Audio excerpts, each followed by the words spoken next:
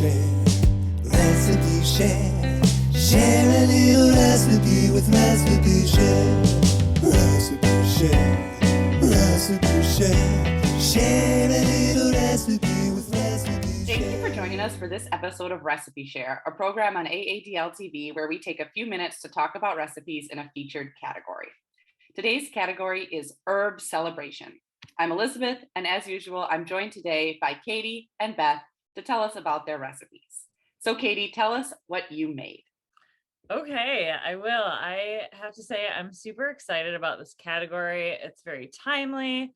My garden this year is not doing very well. It's a sad state of affairs out there, except for the herbs.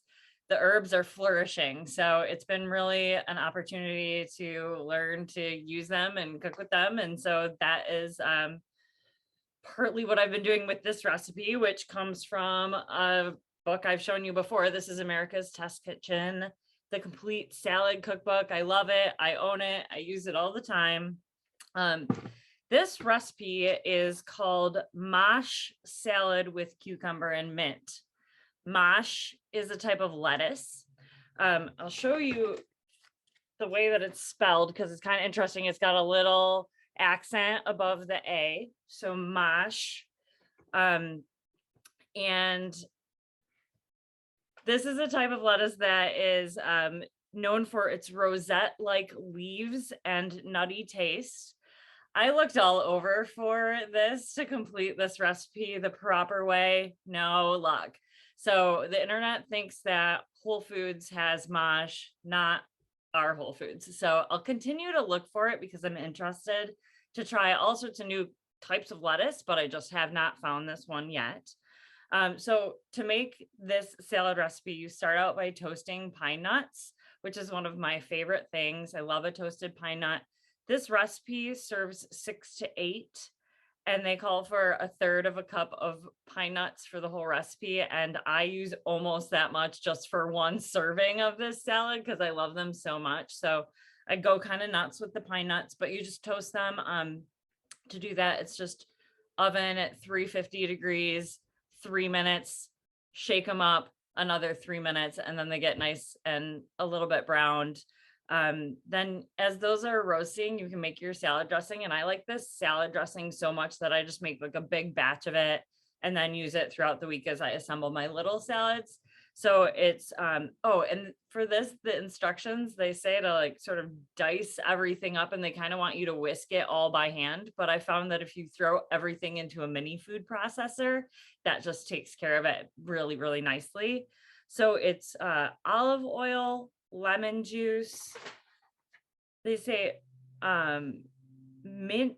parsley or cilantro. And I don't grow cilantro. So for me, that was parsley, thyme or rosemary, which I grow both of those. So use both of those. Some capers, garlic, salt, and pepper, which makes it such a good salad dressing. Whiz that all together. And then to assemble your salad. So you're supposed to start with the mosh. I've looked it up a couple times. That's how you pronounce it. So because I couldn't find that, I wanted to sort of replicate the picture as best I could. Let me see if you guys can see that at all, but it kind of looks like pea shoots a little bit. So I found some pea shoots at Argus Farms. And so I've got a picture of that salad that I made to sort of look like this one. I also put in some sunflower sprouts just because I love them and they had them there.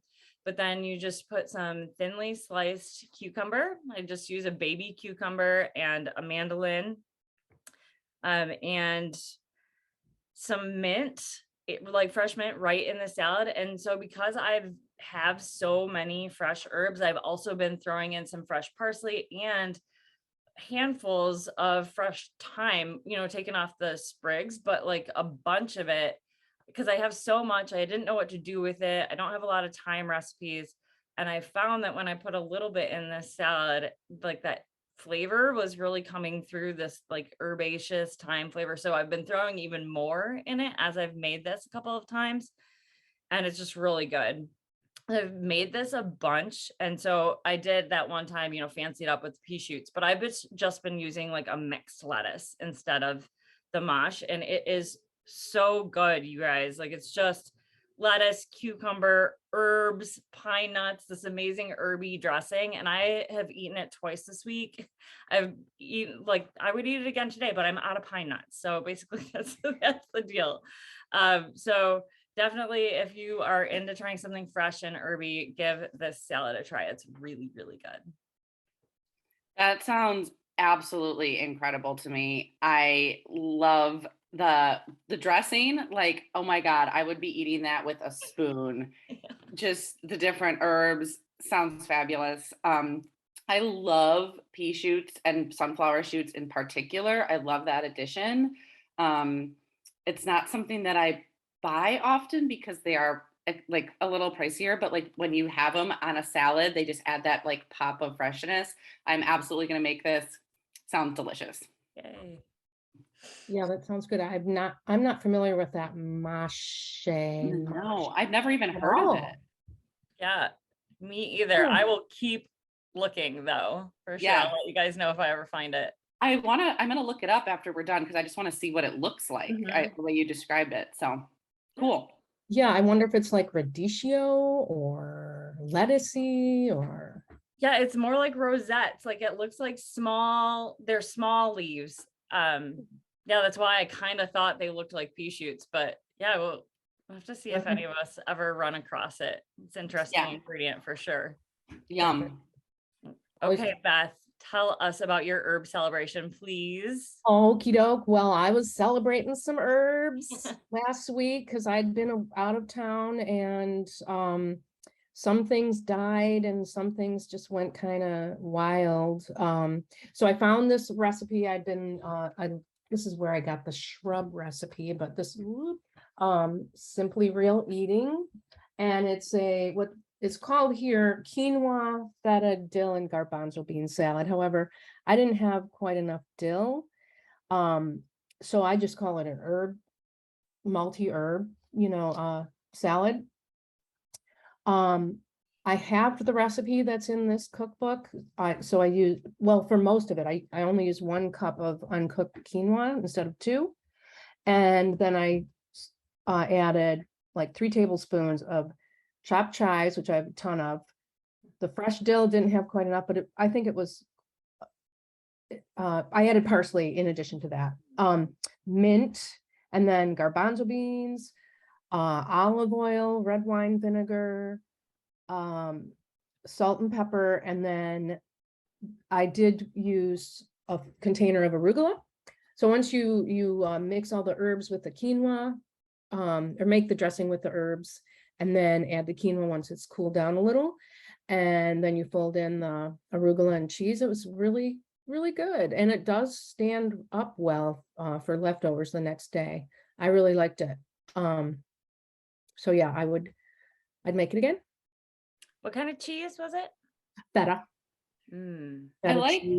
I like recipes like that because I feel like they're so versatile with add-ins. Like you For could throw in sure. tomatoes, you could throw in chicken, you can throw in like whatever you have around, and it just makes this like delicious, flavorful, like hearty salad that's just has great flavor. That's what this cookbook shares, is like, here's a bunch of other things you can add in, not necessarily but with quinoa and beans, squash, any number of things. What was the cookbook again? It's Simply Real Eating. Okay, cool. I haven't heard of that one. Yeah. Sarah Adler. So I had it here, and yeah, adding fresh herbs to things just is so helpful. There's one thing with the surplus of herbs that we do have, because we got a bunch of basil from our CSA. So I looked up another awesome little tidbit, which is the Cook's Illustrated Hacks book. I meant to have that here with me, but oh my God. Anyway, so what do you do with extra herbs? Chop them. You can either I just hand chopped them, put them in an ice cube tray and cover it with water. And now I've got little basil. Yeah, I was thinking originally like I would do it with olive oil, but then I had this book. So it's like, it's simple as that. And so don't let any herbs go to waste. So I've heard of this before, but I don't know, like, then you just sort of let them thaw and then You I can don't know, just, how do you use the ice cubes? you would use it in like stews or sauces. Yeah, so I don't know how good it would be for pesto, but you could use it in cooking. Okay. Yeah. Yeah. Very cool. All right. So Elizabeth, what did you end up making? Sure. Well, like you two lovely ladies, I love herbs. Yeah, love them. I recently purchased this cookbook after I heard about it on the radio, The Cook You Want to Be. Oh, cool. This is Andy Baragani, I believe is how you say his last name. And I heard a segment with him on NPR, and I loved what he was saying about like being in the kitchen and just like how to flavor your food in different ways and be flexible with that. And like, there's very few things in cooking that you can't correct with like different things, like, oh, did your sauce break? Well, you can add this, do you have not enough flavor? Like grab a handful of herbs, Anyway, so I've been really enjoying this cookbook. And for my herb celebration, I have to find the page, sorry. I made, it's called Peas with Big Hunks of Feta and Zug. So that's what it looks like. So you may be wondering, as I was, what is Zug? So I made it for the first time, and Zug is from Yemen originally. And apparently there's green and red versions, but the green is most popular, which is what I made. And it's this like thick, spicy, herby paste that you can put into dishes. So the Zug is 1 garlic clove, kosher salt, 2 jalapeno chilies, finely chopped, a 1/4 cup of chopped parsley, a 1/4 cup of chopped mint, teaspoon of ground cumin, teaspoon of ground coriander, and then a 1/4 cup of extra virgin olive oil and 2 teaspoons of lemon juice. So he said, do this in a mortar and pestle. I do have a mortar and pestle, but it's packed away right now. So I just did it in a food processor. And it turned out great. It is kind of a thick, like spicy, delicious paste.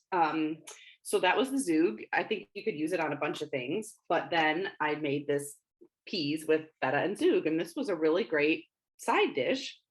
Basically, you just put olive oil in a skillet, add a thinly sliced shallot, let it get a little browned, and then you put in 2 cups of either fresh peas or frozen thawed peas, doesn't matter. A splash of water, salt and pepper, and then you spoon in the Zug, and you spoon in up to 1/2 cup and just kind of let it get, it says let it coat all of the peas and just like get warm. And then you can add more to taste. In the cookbook, he did say like, oh, be careful. It's like, it's very flavorful, and it might be like a lot for some people, but I actually added more because I thought it was delicious. Spoon the peas into a bowl and then top with like thin slices of feta. Super delicious. I have a photo here of the Zug in the food processor, and then I have a photo of what it looked like in the bowl when with the peas and the onions and feta and everything. And it was delicious. I loved it. I'm going to make it again as a side dish. It was really easy. And I think the Zug was a really interesting flavor that it kind of looks like pesto, but tastes nothing like it with the jalapeno and everything. So loved it. My husband liked it pretty well, but not as much as me. I was just like eating it like by the like giant spoonful. So I would recommend it. It was great. That sounds amazing. Can't wait to make it. I love peas. I love peas and herbs and feta combined in particular. So yeah, ticked a bunch of boxes for me. And then Zug, how do you spell that? I should have said that. It's Zhoug. Okay. And I may be pronouncing it wrong. But I think it's Zug. Sure. Maybe it's Zug. I don't know. So. Well, it sounds awesome. I love that it's got jalapenos in it. I mean, yeah, that sounds so great. Thank you for sharing that. Yeah, that sounds really good. Is it spicy? Is it would you say with the I think like, again, he said like it's spicy. So like, I think my mom would be like, oh, this is spicy. But also for like me, who Yeah. like puts raw jalapenos on tacos, like it has a kick for sure. But Yeah. it wasn't like, I wasn't like fanning my mouth, you know? Okay, So. well, I'm just, because I'm thinking of my granddaughter who would Oh love, yeah. um, You could do slug one instead of cheese, two. like- Right. yeah, I think, but it sounds, and we're already gonna make some other kind of unique things for dinner this weekend, so that sounds like it'd be a really good accompaniment. Yeah. Or maybe add the jalapenos later. One thing I did forget in mine, I'm so sorry, but I did end up adding, you had coriander in yours. I had coriander seeds because I just happen to have some, since my cilantro died, that's what's left.